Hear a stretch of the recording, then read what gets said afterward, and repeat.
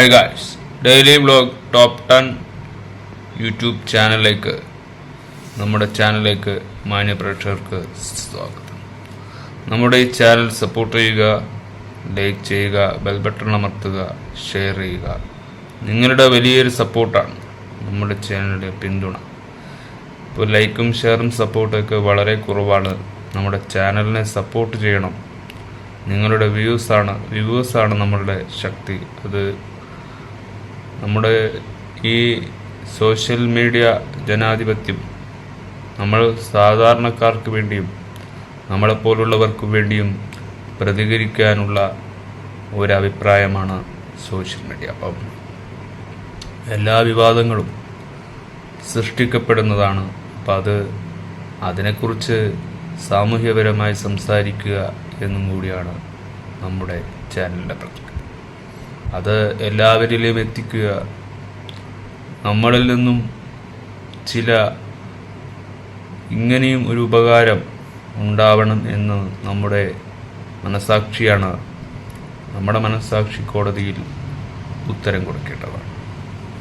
അപ്പോൾ ഇനി നമ്മൾ ഈ അമ്മ സംഘടനയോ ഈ സിനിമാ മേഖലയുടെ കാര്യങ്ങളെക്കുറിച്ചോ ഇനി നമ്മളൊരു അപ്ഡേറ്റ് ഉണ്ടാവുന്ന കാര്യത്തിൽ സാധ്യത കുറവാണ്.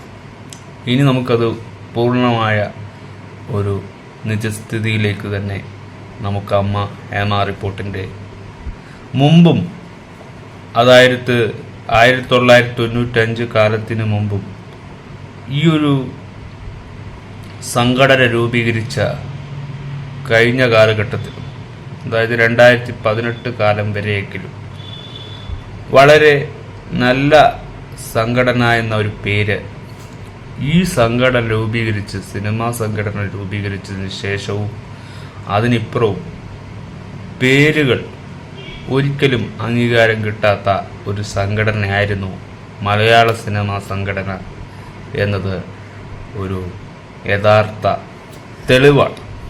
അന്നത്തെ പത്രപ്രവർത്തകയായിരുന്നു ശ്രീമതി വീണ ജോർജ്. ഇന്നത്തെ ആരോഗ്യമന്ത്രിയും കുടുംബക്ഷേമ, മെഡിക്കൽ വിദ്യാഭ്യാസ, മെഡിക്കൽ യൂണിവേഴ്സിറ്റി, ശിശുക്ഷേമവും ഒക്കെയാണ് ശ്രീമതി വീണ ജോർജ്. ഇന്ന് നിയമസഭാ മണ്ഡലം ആറന്മുളയാണ്.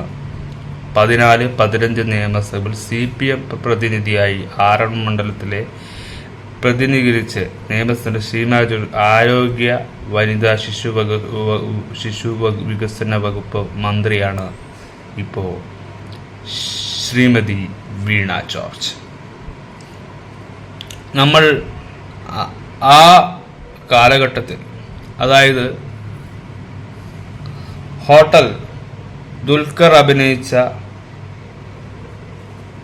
സിനിമയായിരുന്ന ഫൈസി എന്ന ക്യാരക്ടർ അഭിനയിച്ചിരുന്ന തിലകൻ അഭിനയിച്ചു കൊണ്ടിരിക്കാൻ, അഭിനയം അവിടെയാണ്. തിലകൻ എന്നൊരു മഹാനടൻ, ഉസ്താദ് ഹോട്ടൽ എന്ന് പറയുന്ന ആ ഒരു സിനിമ എവിടെയാണ് തിലകനെ നമ്മൾ മനസ്സിലേക്ക് പൂർണ്ണമായും പെരുന്തച്ഛൻ എന്ന ക്യാരക്ടറിലൂടെയും, അങ്ങനെയാണ് തിലകൻ എന്ന മഹാനടനെ നമുക്ക് യഥാർത്ഥ ഒരു കലാകാരനായിരുന്നു അദ്ദേഹം. ഒരു സംഘടനയുടെയോ ഒരാളുടെയോ പിൻബലത്തിൽ നിന്നല്ലാതെ സ്വന്തമായി തെളിയിച്ച ഒരു നടൻ എന്ന നിലയിൽ നമുക്ക് അഭിമാനമുണ്ട്. അതൊരു സ്വന്തം വ്യക്തിത്വമാണെന്നത് അദ്ദേഹം തന്നെ പറയുകയാണ്. അദ്ദേഹത്തിൻ്റെ ശബ്ദം തന്നെയാണ് അദ്ദേഹത്തെ എന്നും ഒരു ഗാംഭീര്യമുള്ള ശബ്ദമാണ് അദ്ദേഹത്തിൻ്റെ. അപ്പോൾ അദ്ദേഹം ആ ഒരു സിനിമയുടെ മുമ്പ് നടത്തിയ ഒരു അപ്പോൾ അന്നത്തെ ഈ ശ്രീമതി വീണ ജോർജ് ആയിരുന്നു ആ പത്രമാധ്യമ പ്രവർത്തകരായി നിന്നത്. അന്നുണ്ടായ ഒരു ചെറിയ കാര്യങ്ങൾ, ക്ലിപ്സ്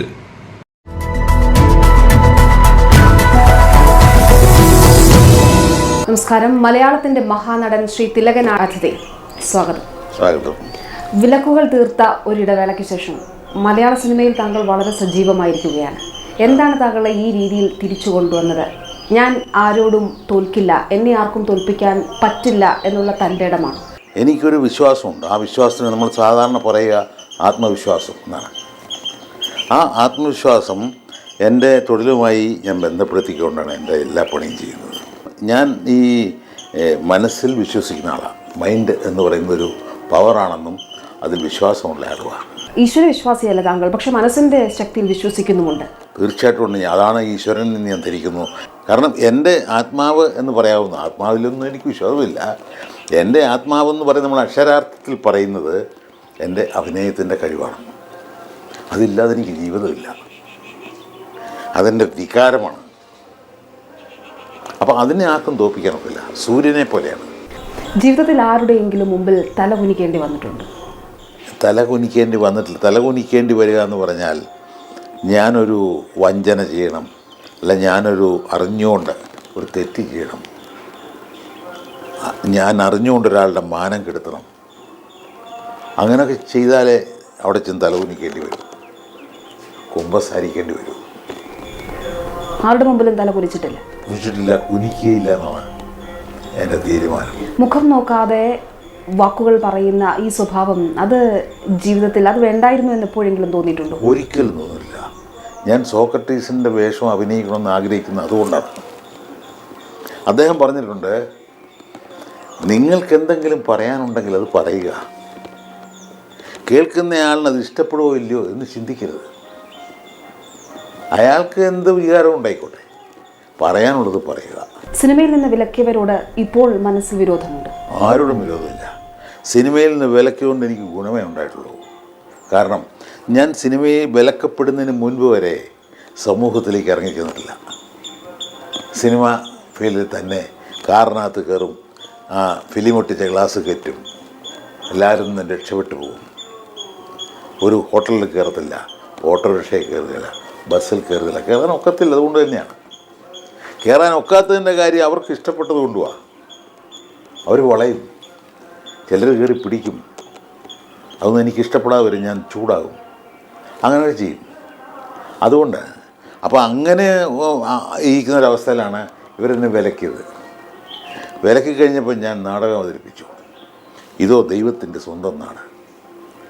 ആ നാടകം 4 മാസം കൊണ്ട് 83 എണ്ണം കളിച്ചു. വലിയ റേറ്റിൽ കേരള ഉടനീളം കളിച്ചു. ഒരുപാട് പേരുമായിട്ട് ഞാൻ മിങ്കിൾ ചെയ്തു. അന്നാണ് എനിക്ക് മനസ്സിലായത് പ്രേക്ഷകർക്ക് എന്നോട് ഇത്രമാത്രം സ്നേഹമുണ്ട്. അതൊരു തിരിച്ചറിവിൻ്റെ കാലഘട്ടം കൂടിയായിരുന്നു. തീർച്ചയായിട്ടും അതെ. 2011 മലയാള സിനിമയെ സംബന്ധിച്ചിടത്തോളം മാറ്റത്തിൻ്റെ ഒരു കാലഘട്ടമായിരുന്നു. അതെ. സൂപ്പർ സ്റ്റാറുകളില്ലാതെ സിനിമകൾ വിജയിക്കും എന്ന് തെളിയിക്കപ്പെട്ട വർഷമായിരുന്നു. അതൊരു മാറ്റത്തിൻ്റെ തുടക്കമാണ്. മാറ്റത്തിൻ്റെ തുടക്കമാണ്. എനിക്ക് വേണേൽ അവകാശപ്പെടാം അതിലെൻ്റെ പങ്ക്. എന്നെ അമ്മ എന്ന് പറയുന്ന നടീനടന്മാരുടെ സംഘടന ഇപ്പോൾ ക്രിക്കറ്റ് കളിക്കുന്ന സംഘടനയായി മാറി. അവർ ഇപ്പോൾ എന്നെ വിലക്കിയപ്പോൾ ആദ്യമൊക്കെ ഓരോരുത്തർ പറഞ്ഞു, ചേട്ടാ എന്ത് ചെയ്യും ചേട്ടാ, ചേട്ടന് പടം കിട്ടത്തില്ലല്ലോ. ഞാൻ പറയും വേണ്ട, എന്നെപ്പോലെ കഴിവുള്ള ഒരുത്തൻ, എൻ്റെ കഴിവിൽ എനിക്ക് വിശ്വാസമുണ്ട്, ഒരുത്തനെ മാറ്റി ഇവിടുത്തെ മലയാള സിനിമ ലോകം നിൽക്കുമെങ്കിൽ നിൽക്കട്ടെ. അത് നിൽക്കില്ല, സത്യവിരുദ്ധമാണത്. ഇപ്പോഴത്തെ അവസ്ഥയിൽ തിലകൻ എന്ന നടനില്ലാതെ മലയാള സിനിമയ്ക്ക് എക്സിസ്റ്റ് ചെയ്യാനാവില്ല. അതെനിക്കറിഞ്ഞൂടാ. അത് സിനിമ ഉണ്ടാക്കുന്നവർ പറയേണ്ട കാര്യമില്ല. പണ്ട് ഞാനിത് പറഞ്ഞിട്ടുണ്ട്. മമ്മൂട്ടി എൻ്റെ അടുക്കൽ പറഞ്ഞിട്ടുണ്ട്, ചേട്ടാ എനിക്ക് പടമില്ല ചേട്ടാ, മക്കളെ ഞാൻ എങ്ങനെ പോറ്റും. തുടക്കകാലത്താണ് കേട്ടോ, ഇപ്പോഴല്ല. ഞാൻ പറഞ്ഞു, നിങ്ങൾ വിഷമിക്കാതെ, നിങ്ങളില്ലാതെ മലയാള സിനിമ 10 കൊല്ലം മുമ്പോട്ട് പോകുകയാണ്. മമ്മൂട്ടിയോട് ചോദിച്ചാൽ പറയും അദ്ദേഹം. പറയുമെന്ന് താങ്കൾക്ക് ഉറപ്പുണ്ടോ? ഇപ്പോൾ ഉണ്ട്. മമ്മൂട്ടി മുമ്പ് പ്രസംഗിച്ചപ്പോൾ പറഞ്ഞിട്ടുണ്ട്, തിലകൻ ചേട്ടൻ ഇങ്ങനെ പറഞ്ഞു. ഇപ്പോൾ പ്രത്യേകിച്ചും പറയും, കാരണം പുള്ളിയുടെ മകൻ എൻ്റെ കൂടെ അഭിനയിക്കാൻ പോവുക. അതെങ്ങനെ സംഭവിച്ചു? മമ്മൂട്ടി ഏറ്റവും അധികം വിമർശിച്ച ഒരു വ്യക്തി കൂടിയായിരുന്നു താങ്കൾ. പക്ഷെ മമ്മൂട്ടിയുടെ മകൻ്റെ മുത്തച്ഛനായി താങ്കൾ അഭിനയിക്കുകയാണ്. മമ്മൂട്ടിക്ക് ഇപ്പം ഒരുപക്ഷെ ഒരു തിരിച്ചറിവുണ്ടായിരിക്കാം, വിമർശനം നല്ലതാണെന്ന്. മമ്മൂട്ടിയെ ഞാൻ വിമർശിക്കുമെന്ന് അയാൾ ഭയപ്പെട്ടാൽ അയാളുടെ ചെയ്തികൾ കൺട്രോൾ ചെയ്യും, നിയന്ത്രിക്കും. അയാൾ ചിലപ്പോൾ നല്ല പെർഫോമൻസ് കാഴ്ചവെക്കും. അത് മമ്മൂട്ടിയുടെ കാര്യത്തിൽ സംഭവിച്ചു എന്നാണോ? അത് ഞാൻ പറയുന്നില്ല. വിമർശനം നല്ലതാണെന്നാണ് ഞാൻ പറഞ്ഞത്. ദുബായിൽ വെച്ച് കഴിഞ്ഞ മാസം 24-ാം തീയതി മമ്മൂട്ടി എന്നെ കാണുന്നു. അപ്പോൾ മമ്മൂട്ടി ഓടി വന്ന്, ചേട്ടാ എന്നും പറയുന്നത്, എൻ്റെ മനസ്സിൽ തോന്നി സോപ്പ് എന്ന്. ഞാൻ പറഞ്ഞില്ല, കാരണം മകൻ എൻ്റെ കൂടെ അഭിനയിക്കാൻ പോവുക. ഞാൻ വിചാരിച്ച അവനെ തല്ലി തകർക്കാൻ നോക്കിയില്ല. അവൻ എൻ്റെ കൂടെ അഭിനയിക്കുമ്പോൾ അവന് സംശയങ്ങൾ ചോദിച്ചാൽ ചിലപ്പോൾ വളരാൻ പറ്റിയേക്കും. അവിടെയാണ് അഴീക്കോട് മാസ്റ്റർ പറഞ്ഞത്, സൂപ്പർ താരങ്ങൾക്ക് മിന്നിത്തിളങ്ങാൻ ആകാശം ഉണ്ടായി കൊടുക്കുന്ന നടനാണ് ഈ ഇരിക്കുന്ന തിലകൻ എന്ന്. അടുത്ത തലമുറയിലേക്ക് എത്തുമ്പോൾ തിലകൻ എന്ന നടൻ കൂടി ആ സിനിമയിൽ ഉണ്ടാകണം എന്നുള്ളത് ഈ ചിന്തയിൽ നിന്നാണോ? ആയിരിക്കാം. ഏത് തലമുറ വന്നാലും അവരെന്നെ ഉപേക്ഷിക്കൽ, അതിന് തക്കത് ചെയ്യാൻ എനിക്ക് പറ്റും. മമ്മൂട്ടിയുടെ കൂടെ അഭിനയിക്കുകയെന്ന് ഞാൻ പറഞ്ഞിട്ടില്ല. എനിക്ക് സൂപ്പർ താരങ്ങളുടെ കൂടെ അഭിനയിക്കാൻ താല്പര്യമില്ല എന്ന് ഞാൻ പറഞ്ഞിട്ടുണ്ട്. അതിപ്പോഴും പറയുന്നു. എന്ന് വെച്ചാൽ അഭിനയിക്കലെന്നാണോ? താല്പര്യമില്ലെന്നേ ഉള്ളൂ. പിന്നെ എന്തെങ്കിലും പണ്ടാരടങ്ങട്ടെ എന്ന് വിചാരിച്ച് ചെയ്യും. അത് ഞാൻ പണ്ടാരടങ്ങട്ടെ എന്നുള്ള വാക്ക് ഉപയോഗിച്ചത് ആ വികാരം മനസ്സിലാക്കാനാണ്. ഈ ഭ്രഷ്ട് സൂപ്പർ താരങ്ങളുടെ സിനിമകളിൽ നിന്നുള്ളൊരു ഭ്രഷ്ട് അത് അവർ കൽപ്പിച്ചതാണോ അതോ താങ്കൾ ഞാൻ അഭിനയിക്കില്ല എന്ന് പറയുന്നതാണ്? അവർ കൽപ്പിച്ചതാണ്. അവർക്ക് ഭയമുണ്ടെന്നെ. ഞാൻ തുറന്നു പറയാം, തിലകൻ്റെ കൂടെ അഭിനയിച്ചാൽ നിങ്ങളെ ഓവർടേക്ക് ചെയ്യുമെന്ന് പറഞ്ഞിട്ടുണ്ട് ഇവിടുത്തെ ഒരു നടൻ മോഹൻലാൽ ഇരിക്കൽ. ഇത് മമ്മൂട്ടിയെങ്കിലും പറഞ്ഞിരിക്കണമല്ലോ. എനിക്ക് അവരുടെ സ്നേഹക്കുറവൊന്നുമില്ല. അവരെ അറിയിക്കാനുള്ളത്, കൂടെ നിൽക്കുന്നയാൾ അവരെക്കാൾ കഴിവുള്ള ആളാണെങ്കിൽ അയാളുടെ റേഞ്ചിലെത്തും കൂടെ നിൽക്കുന്ന കഴിവ് കുറഞ്ഞവൻ. ഇനിയൊരു ഘട്ടത്തിൽ മമ്മൂട്ടിയോ മോഹൻലാലോ അഭിനയിക്കാൻ വരികയാണെങ്കിൽ കൂടുതൽ പഴയ ഊഷ്മളതയോടെ ആരുമായിട്ടാകും ഇടപഴകാൻ താങ്കൾക്ക് സാധിക്കും? അങ്ങനെ പ്രത്യേകിച്ച് വ്യക്തിപരമായ ഇതൊന്നുമില്ല. മമ്മൂട്ടി അഭിനയിച്ചാലും മോഹൻലാൽ അഭിനയിച്ചാലും എനിക്കൊരുപോലെ ഉള്ളൂ. വ്യക്തിപരമായി എനിക്ക് ഇന്നയാളാണ് ഇഷ്ടം അങ്ങനെ പറയാൻ നോക്കില്ല. രണ്ടുപേരും രണ്ട് ടൈപ്പിൽ അഭിനയിക്കുന്നു, രണ്ട് രീതിയിലാണ് അവരുടെ പെർഫോമൻസ്. പക്ഷേ മോഹൻലാൽ എന്ന് പറയുന്ന ആളും ഞാനുമായി നിൽക്കുമ്പോൾ ഒരു കെമിസ്ട്രി ഉണ്ടെന്ന് ജനങ്ങൾ പറയുന്നു. എനിക്കത് ഫീൽ ചെയ്തിട്ടുണ്ട്. പടിയെത്തി പറഞ്ഞില്ലേ, ഭൂഗോളത്തിൻ്റെ കറക്കം കണക്കിലാണ്, എല്ലാത്തിൻ്റെ അടിസ്ഥാനം കണക്കാണ്, സംഗീതമാണ്. 1 2 3 4 അതാണ് എല്ലാം. അപ്പം നമ്മൾ ഡയലോഗ് പറയുമ്പം വരെ ഇതിനിടയ്ക്കൊരു ഗ്യാപ്പ് ഉണ്ടെങ്കിൽ 1 2 അടുത്ത് വരും. ആ ടൈമിംഗ് ആണ് വലിയ പ്രശ്നം. ആ ടൈമിംഗ് ഇല്ലാതെ വരുമ്പോൾ താളം തരുന്നുള്ളൂ. നമ്മുടെ നെറ്റി ചുളിയും ഓഡിയൻസിൻ്റെ ടൈമിംഗ് ആണ്. അവരിങ്ങനെ ഇരിക്കും, ബീഡി ചുണ്ടത്ത് വെച്ച് തീപ്പെട്ടി എടുത്താൽ കത്തിക്കല്ല, അങ്ങനെ നോക്കിയിരിക്കും. ഇതാണ് സത്യം. അത് മോഹൻലാലുമായിട്ടുണ്ട്. മോഹൻലാലിന് ആ ടൈമിംഗ് ഉണ്ട്. മോഹൻലാൽ വളരെ ഫ്ലെക്സിബിളാണ്. മലയാളത്തിൻ്റെ താരസംഘടന അമ്മ കായിക കൂട്ടായ്മയിലേക്ക് പോയിരിക്കുകയാണ്. അത് ഗുണം ചെയ്യുമോ? എന്നെ സംബന്ധിച്ച് ഗുണം ചെയ്യില്ല. ക്രിക്കറ്റ് കളിക്കുന്നവരത് ചെയ്യട്ടെ. പണ്ട് ഗരുഡനോട് പാമ്പിനോട് ഗരുഡനോ ചോദിച്ചല്ലോ സുഖമാണോ. അപ്പോൾ പാമ്പോ ഗരുഡനോ ഉത്തരം കൊടുത്തു, അവരിരിക്കേണ്ട സ്ഥാനത്തിരുന്നാൽ എല്ലാവർക്കും സുഖമാണെന്ന്. അപ്പോൾ അവർ ചെയ്യേണ്ട ജോലി അവർ ചെയ്യണം. ഇപ്പോൾ സച്ചിൻ ടെണ്ടുൽക്കറെ പോലെ ആകാൻ പറ്റുമോ മോഹൻലാലിന്? സച്ചിൻ്റെ മേഖലയിൽ സൂപ്പർ താരമാണ്. സിനിമയിൽ ഇയാളാകട്ടെ. ഇവിടെ ചെയ്യേണ്ടത് എന്താണ്? അമ്മയ്ക്ക് അവർ ചോദിച്ച ചോദ്യം, അമ്മയ്ക്ക് പലർക്കും സഹായം ചെയ്യേണ്ടതായിട്ടുണ്ട്, വളരെ അവശത അനുഭവിക്കുന്ന കലാകാരന്മാരുണ്ട് എന്നൊക്കെ. അതൊക്കെ നല്ല കാര്യമാണ്. പക്ഷേ അതിന് പബ്ലിക്കിനെ അറിയിച്ചൊന്നും ചെയ്യേണ്ട കാര്യമില്ല. ഞാൻ പറഞ്ഞൊരു ഐഡിയ ഉണ്ട്. ഒരു വർഷം ഒരു പടം ഈ അമ്മയിലെ എല്ലാവരും കൂടെ ഉണ്ടാക്കി അഭിനയിക്കട്ടെ. ആരും കാശ് മേടിക്കരുത്, അത് ഫണ്ടിലിടും. വിലക്കുകളുടെ കാലം അവസാനിച്ചു. സിനിമയിൽ ഇപ്പോൾ ഒറ്റപ്പെടുത്തലുകളാണോ നടക്കുന്നത്? ഈ എന്നെ വിലക്കിയത് എന്തിനാണെന്നറിയോ? ഇനി മിച്ചമുള്ള ആൾക്കാരെ ഭയപ്പെടുത്താൻ വേണ്ടിയാണ്. അതിനവർക്ക് സാധിച്ചിട്ടുണ്ട്. അങ്ങനെ പറഞ്ഞിട്ടുണ്ട് അവർ. വിലകരം എവിടെ അറിയുമ്പം എൻ്റെ സ്ഥിതി മര്യാദയ്ക്കൊന്നുമില്ല എന്ന് പറഞ്ഞാൽ അവർ ഭയപ്പെട്ടു. കാരണം അവൻ അർഹിക്കാത്ത പണമാണ് അവന് കിട്ടുന്നത്. ഇത്തരത്തിൽ ഭയപ്പെടുത്തേണ്ടി നിർത്തേണ്ടത് ആർക്കാണ്? അതിൻ്റെ ആവശ്യം സൂപ്പർ താരങ്ങൾക്ക് 1.5 കോടി രൂപ കിട്ടുന്നുണ്ട്. അവർക്ക് 50 ലക്ഷം അഡ്വാൻസ് കിട്ടും. ഏത് തരത്തിലുള്ള ബോറ് കഥയാണെങ്കിലും അവർ അഡ്വാൻസ് മേടിക്കും. ഞാൻ അതിന് അവസാനമായിട്ട് പറയാണ്, കല കച്ചവടമായിട്ട് ചേരുകയില്ല. സെലിബ്രിറ്റി ക്രിക്കറ്റ് ലീഗുമായി ബന്ധപ്പെട്ട് ആസിഫ് അലിക്കെതിരെ നടപടി ഉണ്ടാകാൻ പോവുകയാണ്. ഒറ്റപ്പെടുത്തലുകൾ സംഭവിക്കുന്നുണ്ടോ? എനിക്കതിനൊന്നും പറയാൻ പറ്റില്ല. കാരണം നിർഭാഗ്യകരമാണ്. ആസിഫ് അലി ഒരു പുതിയ നടനാണ്, പുതുമുഖമാണ്. അയാളെ ജനങ്ങൾ ഇഷ്ടപ്പെട്ടു വരികയാണ്. അയാളെ ചവിട്ടിത്താർക്കാനാണോ ഇവരുടെ ശ്രമമെന്ന് എനിക്ക് തോന്നുന്നു.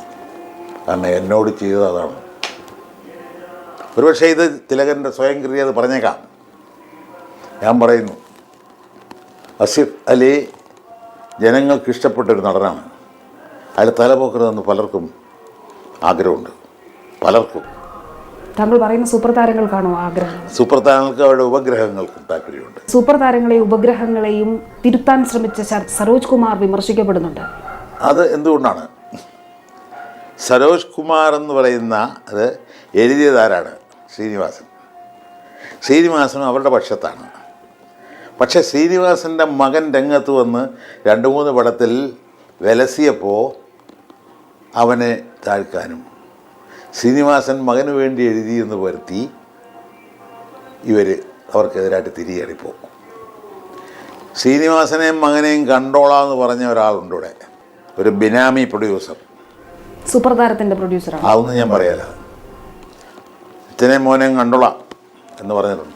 ഇത് ആരോഗ്യകരമായ ഒരു പ്രവണതയാണോ? ആർക്കും ആരെയും വിമർശിക്കാവുന്ന ഈ മേഖല തകർന്നു പോകും.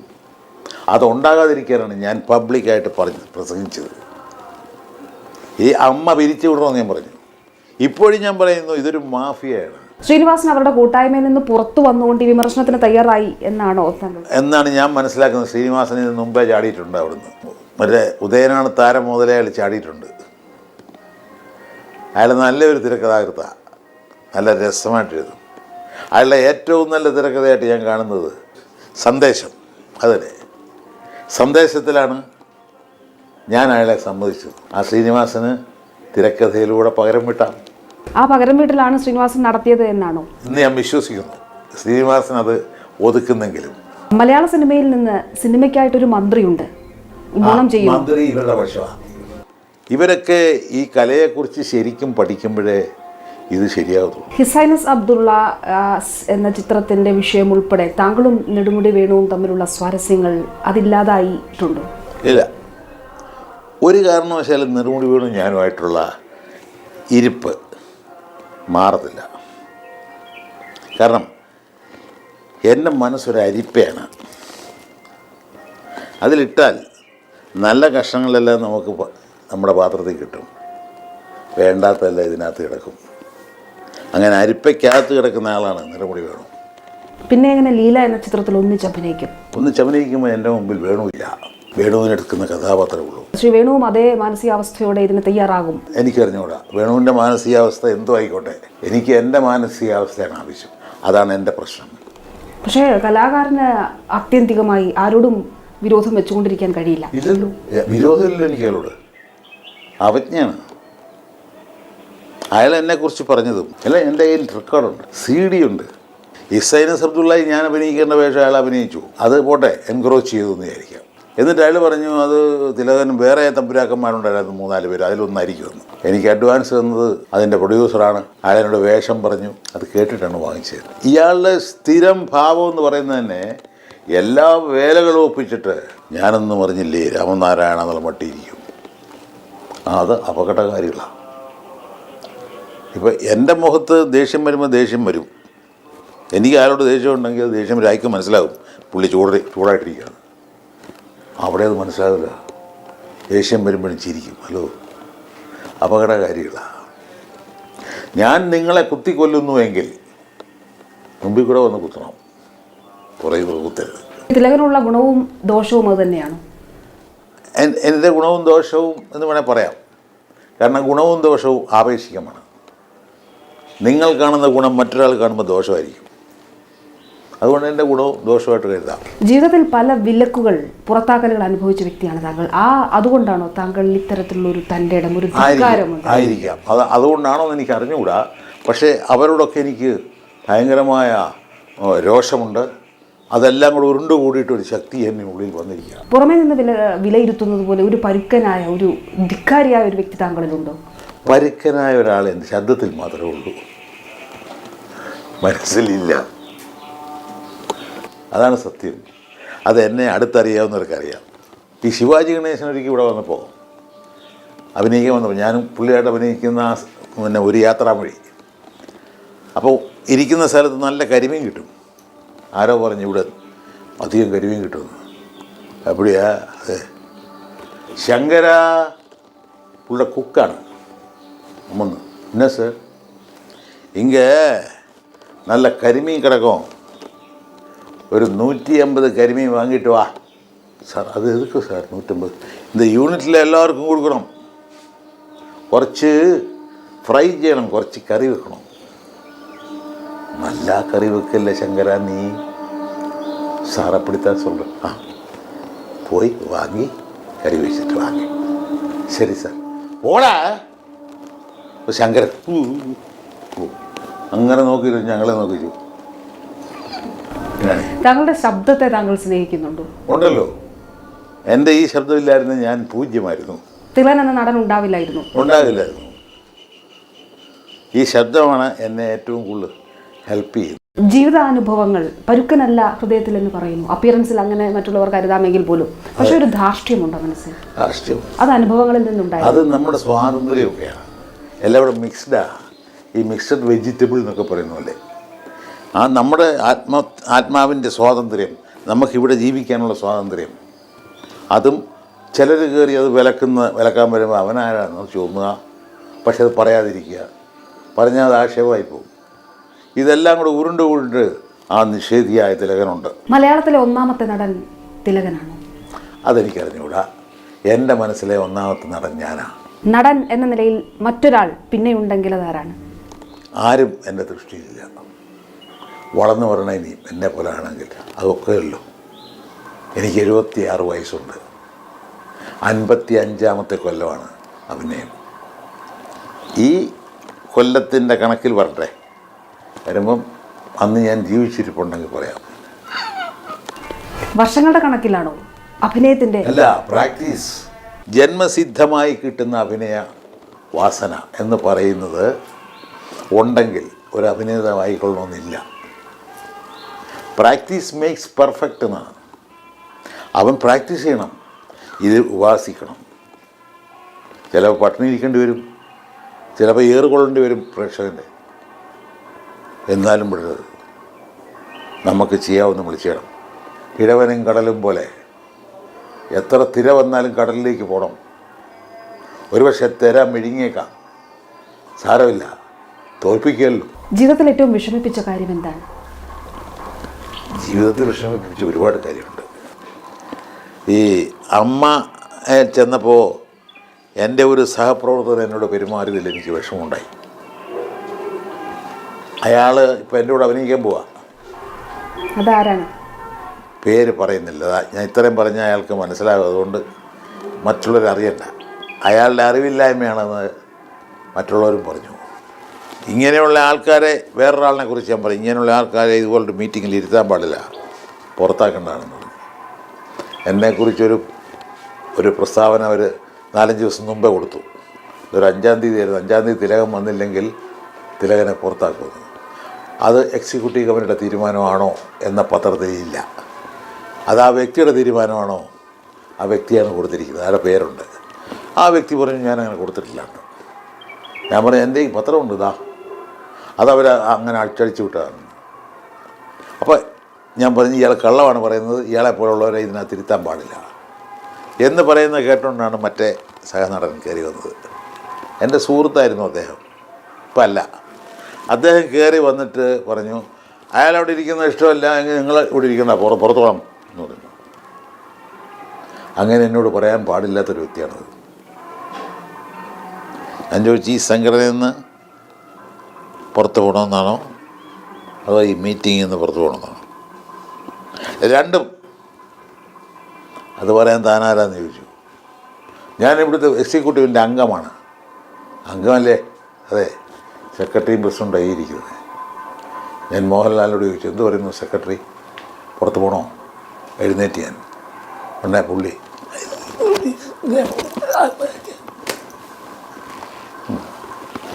ഞാൻ ആദ്യം സത്യമാണെന്ന് വിചാരിച്ചു. അത് ശരി എന്നും പറയാനിരുന്നു. അവിടെ മറ്റുള്ളവരെന്നെ തടഞ്ഞു, പോകരുത് ചേട്ടാ പ്ലീസ് എന്നൊക്കെ പറയാം. അങ്ങനെ ഇരുന്നു. സംസാര മധ്യേ മോഹൻലാലിന് ശബ്ദം വന്നു. അപ്പം ഞാൻ എന്താണ് ശബ്ദം വന്നത്? ഈ സംസാരിച്ച് എനിക്ക് വലുതായിട്ട് ശബ്ദം വരുന്നതാണ്. വാ മനസ്സിലായി എന്ന് പറയും. അപ്പം മോഹൻലാൽ എനിക്കെതിരായിട്ട് എന്തെങ്കിലും പറഞ്ഞു എന്ന് വരുത്താതിരിക്കാൻ വേണ്ടി അദ്ദേഹം അഭിനയിച്ചതാണത്. അതോടെ മോഹൻലാലിനോട് എനിക്ക് ഇപ്പോഴും വലിയ സ്നേഹമാണ്. അദ്ദേഹത്തിന് എന്നോടും അതെ. പക്ഷേ അദ്ദേഹത്തിനുള്ള ബഹുമാനം പോയി. എന്നെപ്പോലൊരു സ്നേഹിതനോട് അല്ല ഈ വേല കാണിച്ചുകൊണ്ട് എനിക്ക് ബഹുമാനം പോയി. ഇവിടെയൊക്കെയാണ് തിലകൻ നിൽക്കുന്നത്. അദ്ദേഹത്തിൻ്റെ കഴിവിനെക്കുറിച്ച് ഞാൻ ഇപ്പോഴും അപ്രീഷിയേറ്റ് ചെയ്യുന്നു. അദ്ദേഹം ഒരു ഉഗ്രൻ നടനാണ്. കുറച്ച് നാളെ കഴിഞ്ഞാൽ ഭയങ്കരമായി തിളങ്ങുന്നതാണ്. മോഹൻലാൽ ഈ ഉപഗ്രഹങ്ങളെ മാറ്റി നിർത്തണം.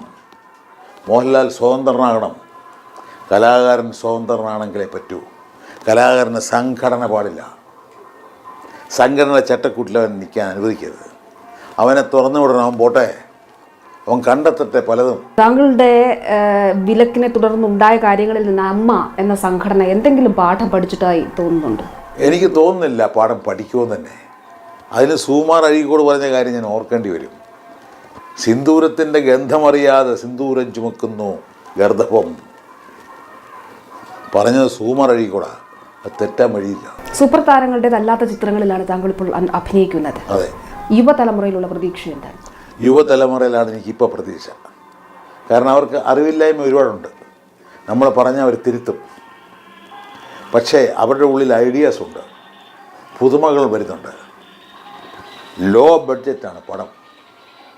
എല്ലാ പടങ്ങളും ഓടി അവർക്ക് കാശ് കിട്ടും. അങ്ങനെയുള്ള ചിത്രങ്ങളാണ് ഞാൻ ചെയ്തുകൊണ്ടിരിക്കുന്നത്. വളരെ നന്ദി. വീഡിയോ ഇട്ട് അതിൽ തന്നെ എല്ലാം പറഞ്ഞിട്ടുണ്ട്. തിലകനെന്ന മാഫിയ സംഘടന ഉണ്ടെന്ന് പറഞ്ഞ തിലകൻ അമ്മ രൂപീകരണം പൂർണ്ണമായ അവസ്ഥയിൽ നശിച്ചു പോകുന്ന ഒരവസ്ഥ വരെ ഉണ്ടാകാൻ സാധ്യതയുണ്ട് എന്നതും അത് സത്യമാണ്. അതാണിപ്പോൾ പൂർണ്ണമായും സംഭവിച്ചത്. മലയാള സിനിമക്ക് സംഘടന എന്നൊരു രൂപീകരണം ആവശ്യമില്ല. സംഘടന രൂപീകരിക്കപ്പെടുകയും അത്തരത്തിലുള്ള കാര്യങ്ങളിലും വളരെ ഒരു ചടുലമായ തീരുമാനങ്ങളും ഒരു വലിയ നീരാളിപ്പിടുത്തത്തിൽ പെട്ടുപോകുന്ന ഒരു സംഘടനയായിരുന്നു അമ്മ സംഘടന. അന്ന് മോഹൻലാൽ സെക്രട്ടറി ആയിരുന്നു, ഇന്ന് പ്രസിഡന്റ്. അന്നും തിലകൻ ഈ അമ്മ സംഘടനത്തെ വിമർശിച്ചവരാണ്. അത് അയാൾ ധാർമ്മികത്വത്തോടെ തന്നെ പറയുന്നുമുണ്ട്. ആ ക്ലിപ്പ് നമ്മൾ ഇതിൻ്റെ മുമ്പ് വീഡിയോസ് കേൾക്കുന്നുണ്ടായിട്ടുണ്ട്. നമുക്ക് കുറച്ച് മാത്രം ഇതിനെക്കുറിച്ച് വിശദീകരിക്കാനുള്ളൂ. വീണ ജോർജ് പറയുന്ന ഓരോ മറുപടിക്കും, ഓരോ ചോദ്യത്തിനും തക്കതായ മറുപടി തന്നെ അദ്ദേഹം പറയുന്നുണ്ട്. സിനിമ എന്ന് പറയുന്ന വ്യവസായത്തിൽ അമ്മ എന്ന സംഘടനയിൽ നിന്ന് അദ്ദേഹത്തെ പുറത്താക്കിയത് എല്ലാവരുടെയും മുമ്പിൽ നിന്ന് പബ്ലിക്കായിട്ട് തന്നെ ചെയ്ത ഒരു കാര്യമായിരുന്നു. അതായത് ആ സംഘടനയിൽ. അപ്പോൾ അന്നും മോഹൻലാലും മമ്മൂട്ടിയും ഒക്കെ ഈ കൂട്ടത്തിൽ ഉൾപ്പെട്ടവരുമാണ്. അപ്പോൾ അവരുടെ ശബ്ദം ഉയരാത്തത്, തിലകൻ എന്ന മഹാൻ നടന്റെ മുന്നിൽ അവരുടെ വോയിസ് ഉയർത്തില്ല എന്നത് ഒരു യഥാർത്ഥ ഒരു സത്യമാണ്. ഇനി അത് ഉയരാനും പോകുന്നില്ല. ഇനിയിപ്പോൾ അമ്മ സംഘടന വീണ്ടും രൂപീകരിക്കുകയും വീണ്ടും സംഘടനകൾ ഉണ്ടാക്കുകയും ചെയ്യുന്നതിൻ്റെ ആ ഒരു ആവശ്യവും ഇനിയിപ്പോൾ മോഹൻലാലും മമ്മൂട്ടി ഈ രണ്ട് വലിയ നടന്മാർ ഈ സംഘടന കൊണ്ടുപോകണമെന്നും ആർക്കും പ്രേക്ഷകർക്കും ഇനി താല്പര്യമില്ല എന്ന് തന്നെയാണ് പറയുന്നത്. കാരണം ഈ സംഘടന ചുറ്റിപ്പറ്റിയാണ് ഇപ്പം മോഹൻലാൽ എന്ന നടൻ്റെ പല ക്യാരക്ടേഴ്സും പല കഥാപാത്രങ്ങളും. അപ്പം അദ്ദേഹം പറഞ്ഞ മാതിരി തന്നെയാണ് ബിസിനസ്. സിനിമ ഒരു ബിസിനസ് ആവരുത്, അതൊരു കലയാകണം. ഒരു കലാകാരൻ്റെ ആ ഒരു ചടുലമായ കലാകാരത്തിൻ്റെ ആ ഒരു ശൈലികൾ കൊണ്ടുണ്ടാകുന്നതാണ്, അനുഗ്രഹീതമായിട്ടുണ്ടാകുന്നതാണ്. അതൊക്കെയാണ് കലാകാരൻ എന്ന് പറയുമ്പോൾ നമ്മളെ വിസ്മയിപ്പിക്കുന്നത്. അങ്ങനെ സംഘടനകരമാകുന്നു ക്രിക്കറ്റ് ഇങ്ങനെ കാര്യങ്ങൾ. അങ്ങനെയുള്ള പല രൂപീകരണ സംഘടനകളിൽ ചെയ്യേണ്ടത് മാത്രം ചെയ്യാതെ മറ്റ് പല രീതികളിലേക്ക് വഴിവിട്ട ചിന്തകളാണ് സംഘടനകളിലേക്ക് പാളിച്ചയുടെ ഉത്ഭവം, തുടക്കം എന്നെനിക്ക് തോന്നുന്നു. അപ്പോൾ വീണ ജോർജിൻ്റെയും തിലകൻ്റെയും സംഭാഷണത്തിൽ തന്നെ മുഴുകിയും അദ്ദേഹം മരിച്ച ശേഷവും ഇത് സംഭവിക്കാമെന്ന് പറഞ്ഞിട്ടുണ്ട്. അദ്ദേഹം പറഞ്ഞു, പുതിയ തലമുറ പാലല്ല പഴയ തലമുറകൾ ഒരുപാട് ബഡ്ജറ്റ് ഇട്ടാണ് സിനിമാ സംഘടനയിൽ സിനിമ നിർമ്മിക്കുന്നത്. ഇപ്പോഴത്തെ യുവതലമുറകൾ ലോ ബഡ്ജറ്റിലാണ് സിനിമ ചെയ്യുന്നത്. ശരിയാണ്, ഇപ്പോഴത്തെ സിനിമകളൊക്കെ വളരെ ലോ ആണ്. ലോ ബഡ്ജറ്റിൽ താരങ്ങൾക്ക് അഭിനയിക്കാൻ പറ്റും. പക്ഷെ മുമ്പുള്ള സിനിമകൾ പല കോടികളാണ്. അപ്പറയും ഇപ്പറയും മാറി മറന്ന് ഒരു മാഫിയയുടെ സംഘടനത്തിൽപ്പെട്ട് അമ്മയല്ല സിനിമാ മേഖലയാണ് തകർന്നു പോയിരിക്കുന്നത്. അതുകൊണ്ട് മലയാള സിനിമയുടെ ഒരു അംഗീകാരങ്ങൾ നഷ്ടപ്പെടാൻ തുടങ്ങി. ഇപ്പോൾ പൂർണ്ണമായ അവസ്ഥയിലേക്ക് എത്തും ഇന്ന് യാഥാർത്ഥ്യത്തിലേക്ക് വരികയാണ്. ഇപ്പോൾ സാധാരണ പ്രേക്ഷകർ, അതായത് ഇതിലേക്ക് ആഗ്രഹിക്കാനും മുന്നോട്ട് വരണമെന്നും അഭിനയിക്കണമെന്നും ചിലവർക്ക് ആഗ്രഹങ്ങളും പ്രകടിപ്പിക്കാനും ഫെയിമുകളും അവരുടെ അവസരങ്ങൾക്ക് വേണ്ടി ഇതുപോലുള്ള സിനിമകൾക്ക് വേണ്ടി നമ്മളെപ്പോലെയുള്ള ഒരു സാധാരണക്കാർ ഇതിനു വേണ്ടി ആഗ്രഹിച്ച് ഫീൽഡിൽ വരുന്നവർക്ക് ഇനി ഒരു പോസിബിലിറ്റി ഇവിടെ ഉണ്ടാകും. അതുകൊണ്ടാണ് നമുക്കൊക്കെ സിനിമ എന്ന് പറയുന്നത് ആഗ്രഹിക്കുന്ന ഒരാൾ തന്നെയാണ്. Passion is cinema. പക്ഷെ അതിനോടൊപ്പം അതൊരു വികാരവുമാണെന്നത് നമുക്കറിയാം. ആ വികാരമാണ് തിലകനുണ്ടായിട്ടുള്ളത്. ഞാൻ നടൻ മാത്രമാണ്, സംഘടനയിലെ സെക്രട്ടറിയോ പ്രസിഡന്റോ ഒന്നുമല്ല. നടനെന്ന നിലയിൽ അദ്ദേഹം സിനിമക്കാർ ഉപേക്ഷിച്ചിട്ടും അദ്ദേഹം അന്തസ്സോടെ തന്നെ ജീവിച്ചു. അതാണ് അഭിമാനം.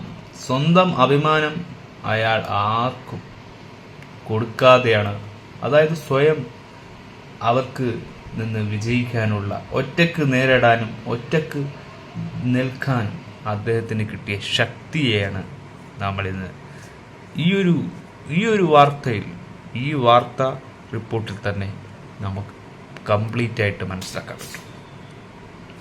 അത്രക്കും എവിഡൻ്റാണ് കാര്യങ്ങൾ. കാരണം മലയാള സിനിമക്ക് ഇങ്ങനെയൊരു സംഘടനയുടെ ആവശ്യമില്ല. ഇങ്ങനെയൊരു സംഘടന നടത്തിക്കൊണ്ട് പാവങ്ങളെ സഹായിക്കാം. പക്ഷേ അത് പബ്ലിക് അറിയണമെന്നില്ല. ജനങ്ങളെ അറിയിക്കാതെ നിങ്ങൾ ചെയ്തു കൊടുക്കേണ്ടതാണ്.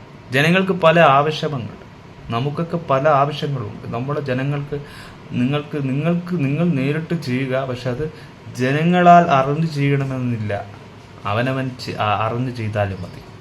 പക്ഷേ അത് പബ്ലിസിറ്റി കൊണ്ട് ചെയ്യിപ്പിക്കണമെന്നൊന്നുമില്ല. ഇപ്പോൾ നമ്മൾ നമ്മുടെ കാര്യവും അവരുടെ കാര്യവും ഒക്കെയാണ്, എല്ലാം പ്രേക്ഷകർക്ക് വേണ്ടി തന്നെയാണ്. അപ്പോൾ സമൂഹമായി ജീവിക്കുന്ന നമുക്ക് സമൂഹത്തിൽ അത്രക്കും അദ്ദേഹം ഇൻഫ്ലുവൻസ് ആയിട്ടില്ല എന്ന് പറഞ്ഞിട്ടുണ്ട് തിലകൻ. പക്ഷെ നമുക്കൊക്കെ സമൂഹത്തെ ഒരു ബോധമുണ്ട്.